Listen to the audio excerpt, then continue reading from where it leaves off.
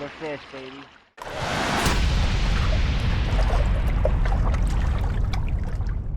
What is going on, everybody? This is Rob from 99 Problems, but Fish Ain't One.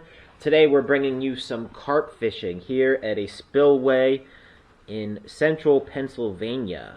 We're going to get right into it here. You see my method lead, and I'm packing it with some panko, some sweet corn, and some Jello mix. Very popular carp bait that can really catch carp all year round. Alright, where should we put this one? So I brought 3 rods with me today, and we'll get right into casting them out here. So carp are different than some other species of fish that are popularly fished for. For example, bass and trout, they may want to see the bait directly in front of their face, and they're very dependent on their eyesight for seeing bait and lures and things like that. Carp have a very strong sense of smell, so again, you don't necessarily have to put the bait directly in front of their face. Again, that's probably the best is to do that, but at the same time, if you let your bait sit for a little while and there's carp in the area, they will find it. So again, when we're fishing this spillway here, it doesn't matter a whole lot where this cast of bait comes. If we leave it there and there's fish around, they will find it, they will smell it.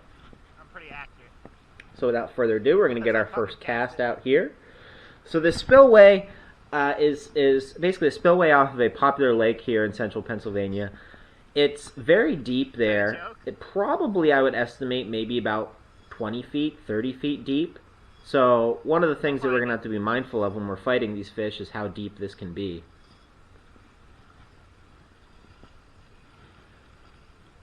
So in addition to the bait on the method lead, I'll also talk a little bit about the rig. I'm using a hair rig, which consists of basically having the bait, piece of corn, dangle from the hook itself, and that makes it harder for the fish to detect. The first thing that gets put in their mouth is the corn or whatever it is that you're using on the hair rig, and then they'll suck it all the way in, and before they realize that they've made a mistake, it's too late, and that hooks in the mouth, and oftentimes they go to try to swim out of it, and it hooks them in the corner of the mouth or somewhere in the outer lip. So we're just going to cast these out here. We're going to place them in the rod holders. You'll see me spin the reel a few times just to keep that line tight to better detect bites. Again, you see a little bit of a closer view here of what that method lead looks like and what it looks like to pack.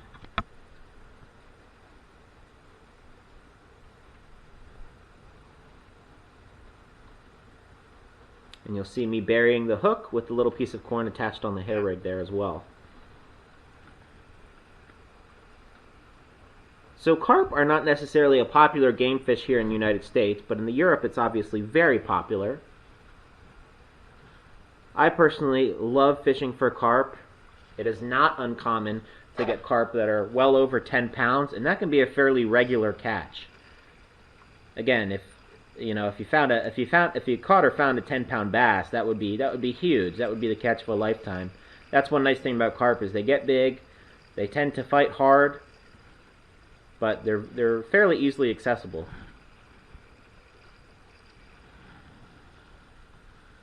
They're also very rigorous fish and will 2/3 to 3/4 bite year-round. So there's Kevin with his last cast. And once you wait 10 to 15 minutes, if your bait's in a good spot, you will get a bite. So here's Kevin with his first bite of the day. Fish on. You'll notice him using the rod, keeping that line tight. What do we got today, boys? Again, you don't need to set the hook or anything like that with this type of style of fishing.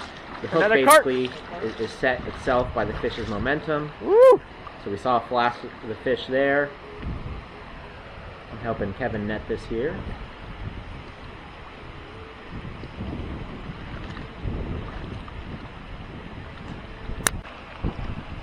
And there it is, guys. First fish of the day. Pretty nice golden color to this common carp. In later videos, I'll discuss the different kinds of carp and how to tell the difference. But we're moving right into bite number 2. Oh, he's taking drag. I was watching that rod bend over, and when it bends over and stays down, that's when you know you have a fish on. It's time to pick it up and time to reel it in. Let's go out there and battle him. So again, I spin it a few times just to keep the fish tight. Sure enough, there's a fish on there. So now I'll go out towards the edge of the reservoir here and begin fighting the fish. You can see how much bend he's putting in my rod. This is a catfish rod, really designed to catch like 20 to 30 pound flathead. So again, like a good size, you can man. see how strong carp can be, putting some serious bend and, like and a torque real in good this size. rod.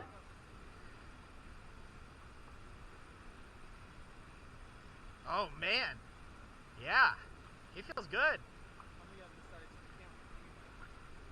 He feels like a real good size. One of the things that I've noticed about carp and the way their mouths work, Oh, the few man. times that I have had a carp spit the bait, it's when I've been too aggressively reeling it in, and I almost wonder if it pulls through the skin around the mouth. Let's go, guys. So again, we're controlling the fish here, but we're not doing anything too aggressively. Let's go, guys. You have to trust that hook's in the right place. You have to trust that that hook We got one, boys. is in the proper placement of the mouth where it's not going to get spit. And again, you fight the fish, you bring it in. You try to tire the fish out a little bit so it's easier to bring in, but certainly you don't want to exhaust the fish. That's not good for its health. There he is. The line I'm using, I believe, is a 17-pound hybrid between nylon and fluorocarbon, actually. And I really like this line. It's cheap, and I've never had a problem with it. Beautiful carp. See a beautiful flash of the golden carp here. He's beautiful. Kevin's helping me out with netting this guy. Again, look at that bend in the rod. This is a fight. Alright, whenever you think you're ready, you can get him. And there we go. Woo! Second carp in the net, guys. Good Just fish, like that, boys. we've had 2 bites. Hell yeah. Little fist bump. Alright, We're excited. let's take a look at this. So we're going to get this fish back Yeah. to a little bit of the runoff here, where it's a little bit deeper, where it's safer for So the second species unhooking is the down. fish and getting pictures and things like that. So Kevin's unhooking our fish here for us. That's how you set the hook right there. Getting him a little bit more oxygen, bringing him around here in the water. I would just weigh the net and then subtract the net. Another thing I want to get into is weighing carp. Do not weigh by the gills, do not weigh by the mouth. They're too big a fish, their jaws aren't strong enough, their mouths aren't strong enough. You will tear carp apart if you weigh them that way.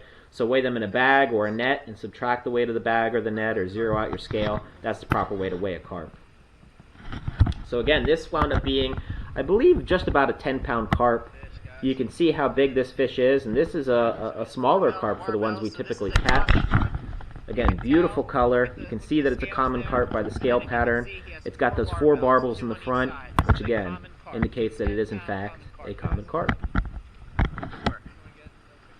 So we're going to get a release video here for Kevin. Wait for the fish till ready. You'll notice then when he starts wiggling his tail, he's good to go, and back down to the bottom of the reservoir he goes. And just like that, guys, we have bite number 3. We're wasting no time. These carp bite fast. I think it snapped. Let's see. Within 15 minutes of your bait being in the water, if you have a fish, that's a good sign. If longer than that, it's time to recast. These fish will find your bait if it's of any value to them, if it's of any interest. These carp are hungry all the time and will find your bait. Again, same type of deal. Keeping that line tight.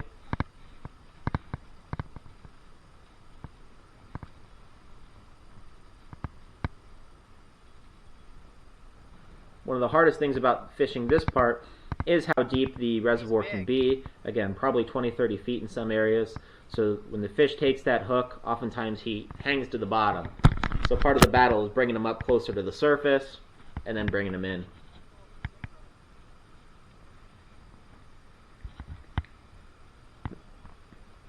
Oh, dude, he's big.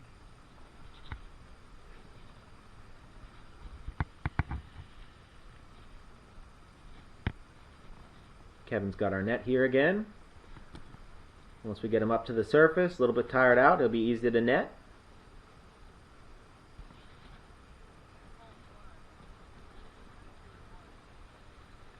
Oh, man. Wow.